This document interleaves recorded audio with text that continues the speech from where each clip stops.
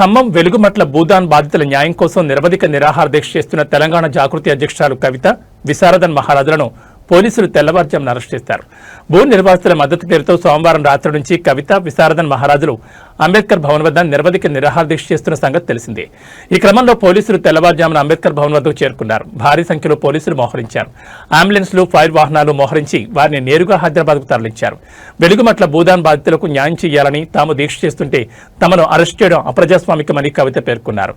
జైల్లో అయినా తన దీక్షను కొనసాగిస్తారని తెలంగాణ జాగృతి అధ్యక్షురాలు కవిత స్పష్టం చేశారు. తెలంగాణ జాగృతి, ఎస్సీ ఎస్టీ, బీసీ, జేఏసీ, ధర్మ సమాజ్ పార్టీ సంయుక్తంగా వెలుగుమట్ల బాధితులకు మద్దతుగా ఇవాళ ఆందోళన చేపట్టామని కవిత పేర్కొన్నారు. ఏ పార్టీ, ఏ సంస్థ కూడా చెప్పనంత బలంగా వారి సమస్యను తాము చెప్పామని అన్నారు. ప్రత్యేకించి వారి సమస్యలు, ఆకాంక్షలను రాష్ట్ర స్థాయిలో వినిపించామని బలంగా నమ్ముతున్నామని కవిత పేర్కొన్నారు. ఈ సమస్య పరిష్కారం అయ్యే వరకు కూడా రకరకాలుగా ఆందోళన చేస్తామని భూ నిర్వాసితులకు కవిత హామీ ఇచ్చారు. ఇదే విధంగా బాధితుల ఇళ్లను ఎక్కడ కూల్చారో అక్కడే వాళ్లకు ఇళ్లను కట్టించాలని డిమాండ్ చేశారు. అది ప్రభుత్వ భూమి కాదు, భూదాన్ భూమి. భూదాన్ భూమి అంటేనే పేద ప్రజలకు పంచాల్సిన భూమి.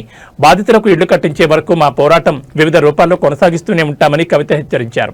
ట్రాఫిక్ తీవ్ర అంతరాయం కలగడంతో పోలీసులు కవితను అదుపులోకి తీసుకున్నారు. దీంతో కవిత విశారదన్ మహారాజులతో కలిసి అంబేద్కర్ భవన్లో నిరవధిక నిరాహార దీక్ష చేపట్టారు. ఈ నిరవధిక నిరాహార దీక్ష చేస్తుండగా మంగళవారం తెల్లవారుజామున పోలీసులు ఇద్దరిని అదుపులోకి తీసుకుని హైదరాబాద్కు తరలించారు. మరోవైపు తెలంగాణ జాగృతి అధ్యక్షురాలు కవితతో పాటు మరో 33 మందిపై ఖమ్మం పోలీసులు కేసు నమోదు చేశారు. భూ నిర్వాసితుల మద్దతు పేరుతో జాగృతి అధ్యక్షురాలు కవితతో పాటు ఖమ్మం జిల్లాతో సంబంధం లేని 33 మందిపై కేసు నమోదు చేశారు. రోడ్డుపై బైఠాయించి ట్రాఫిక్ అంతరాయం కల్పించినందుకు కేసులు నమోదు చేశారు.